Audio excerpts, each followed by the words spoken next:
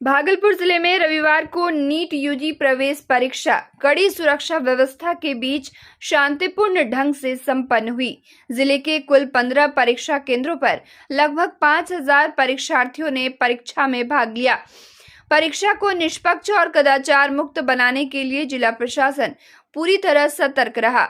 सभी केंद्रों पर जैमर, बायोमेट्रिक सत्यापन और त्रिस्तरीय जांच व्यवस्था लागू की गई थी ताकि किसी भी प्रकार की अनियमितता की गुंजाइश न रहे। इस बार ड्रेस कोड को लेकर भी विशेष सख्ती बरती गई। परीक्षा केंद्रों पर अभ्यर्थियों की गहन जांच के बाद ही प्रवेश दिया गया। वहीं सुरक्षा के मद्देनजर पर्याप्त संख्या में पुलिस बल की तैनाती की गई थी, जिससे पूरे परीक्षा के दौरान कानून व्यवस्था बनी रही। सदर एसडीओ विकास कुमार और सिटी डीएसपी अजय कुमार चौधरी ने विभिन्न परीक्षा केंद्रों का निरीक्षण कर व्यवस्थाओं का जायजा लिया। इस दौरान अधिकारियों ने केंद्रों के बाहर मौजूद अभिभावकों और भीड़ को माइकिंग के जरिए नियंत्रित किया और अभ्यर्थियों को व्यवस्थित तरीके से अंदर प्रवेश दिलाया। देखिए, परीक्षा को लेके ये कदाचार मुक्त हो और शांतिपूर्ण तरीके से ये इसका निष्पादन हो, इसके लिए ज्वाइंट ऑर्डर निर्गत है जिला प्रशासन से। जो भी केंद्र है वहाँ पे स्टैटिक मजिस्ट्रेट और फोर्स की तैनाती की गई है। इसके अलावा भी हर स्तर पे फोर्स और मजिस्ट्रेट है, सीनियर पदाधिकारी हैं और बड़ी स्तर से भी इसकी मॉनिटरिंग हो रही है। हम लोग खुद इसका मॉनिटर कर रहे हैं, तो मुझे लगता है कि अभी तक सब कुछ अच्छा चल रहा है।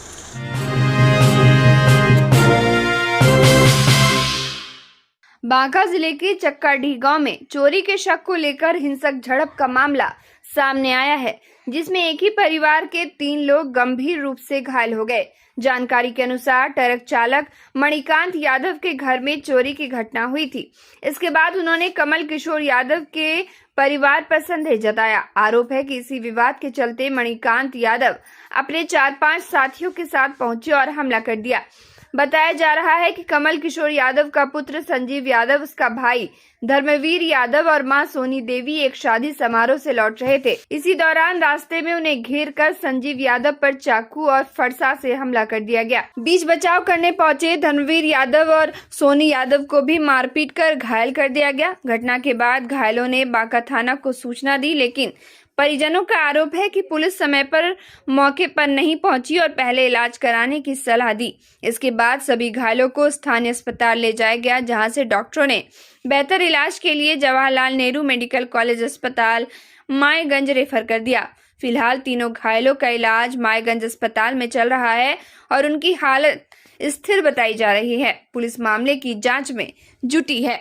30 तारीख को हुई, जो मार किया है पड़ोसी, उसका घर में कोई चोरी कर लिया और उसमें हम सबको फंसा रहा है। तो चोरी का इल्जाम आप लोगों पे? हाँ, हम तीनों भाई का नाम दे दिया उसमें, जबकि आप लोग शादी में शामिल थे और हम सब ये फोटो भी निकाल रहे हैं वहाँ, जैसे कि हाँ, दरोगा जो गया था कि बोला कि आप प्रूफ दिखाइए, तो हम प्रूफ भी निकाल रहे थे, लेकिन उसके पहले ही हम सब जब घर वापस आ रहे थे, उन्हीं के गेट के ऊपर से हम हमला, गेट के पास से जाना पड़ता है हम सबको थोड़ा सा अंदर, तो गेट पे जैसे आए हम सब, उसी समय वो हमला कर दिया।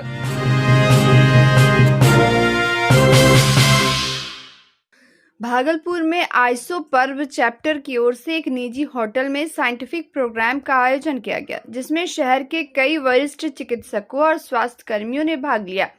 कार्यक्रम का उद्घाटन डॉक्टर हीरालाल कोनर, डॉक्टर मंजू गीता मिश्रा और डॉक्टर अनुपमा सिन्हा, डॉक्टर प्रज्ञा मिश्रा चौधरी और डॉक्टर प्रतिभा सिंह ने संयुक्त रूप से दीप प्रज्वलित कर किया।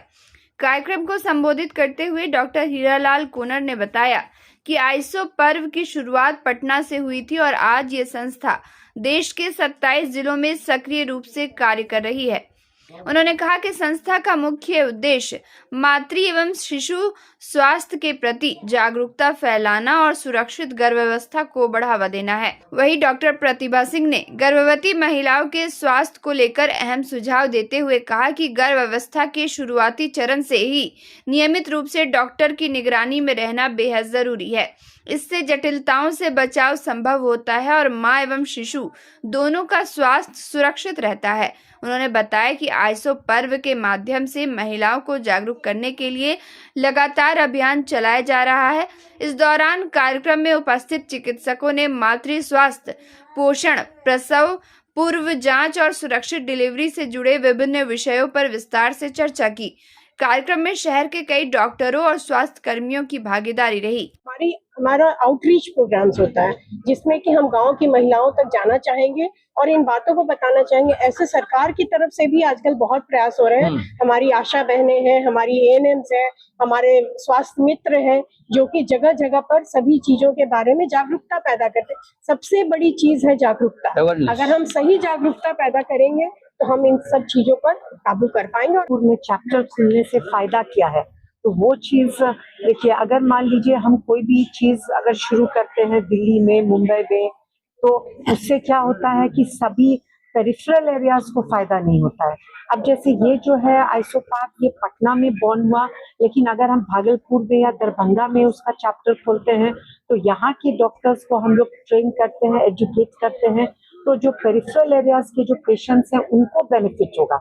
मान लीजिए सुल्तानगंज है, बरारी है, जो सब नेग्लेक्टेड एरियाज है, तो उनको फायदा होगा। तो ये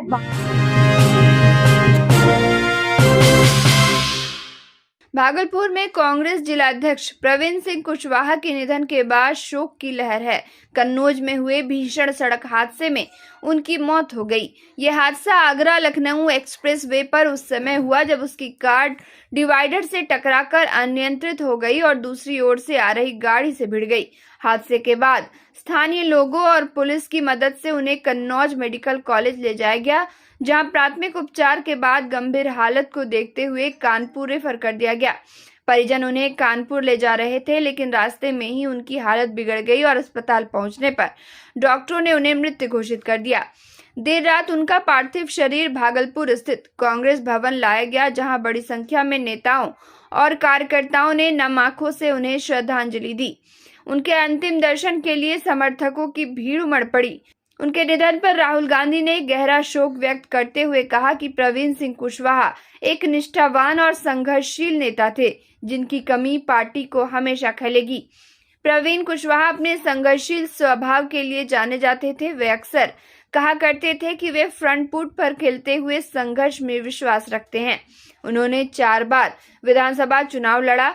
पटना साहिब, भागलपुर और कहलगांव सीट से अपनी दावेदारी पेश की। हालांकि उन्हें जीत नहीं मिल सकी, लेकिन वे लगातार संगठन के लिए सक्रिय रहे। पिछले महीने ही उन्हें भागलपुर जिला कांग्रेस अध्यक्ष की जिम्मेदारी सौंपी गई थी। बहुत बड़ा क्षति है।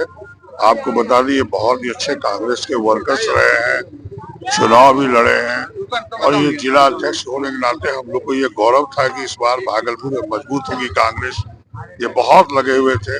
ये बहुत बड़ी क्षति है और हम इनके आत्मा को शांति प्रदान करें ऊपर वाला, और निश्चित पूरे परिवार के साथ इस दुख की घड़ी में साथ ही हमारी हुई है। और साथ ही भागलपुर जिले में जो उनका सामाजिक कार्य था, सार्वजनिक जीवन में, कांग्रेस की बड़ी क्षति हुई है। और कांग्रेस नहीं, हम कहें पूरे महागठबंधन की क्षति हुई है, क्योंकि हम लोग हमेशा राजद परिवार, कांग्रेस परिवार एक साथ होके हमेशा जनता की सेवा में लगे रहते हैं। और ये 40 साल जो उन्होंने अपना जीवन दिया, और एक चीज़ जो उनमें था कि छात्र जीवन से ही वो एनएसयूआई से कांग्रेस में थे और अंतिम सांस रुकने तक वो कांग्रेस में रहे। इस बार बड़ी उम्मीद हुई थी, कांग्रेस के अध्यक्ष बने थे और लगा कि अब कांग्रेस फिर भागलपुर में उसी तरह से फले फूलेगा और महागठबंधन को इसका लाभ मिलेगा। लेकिन बड़ा अपूर्णीय क्षति है।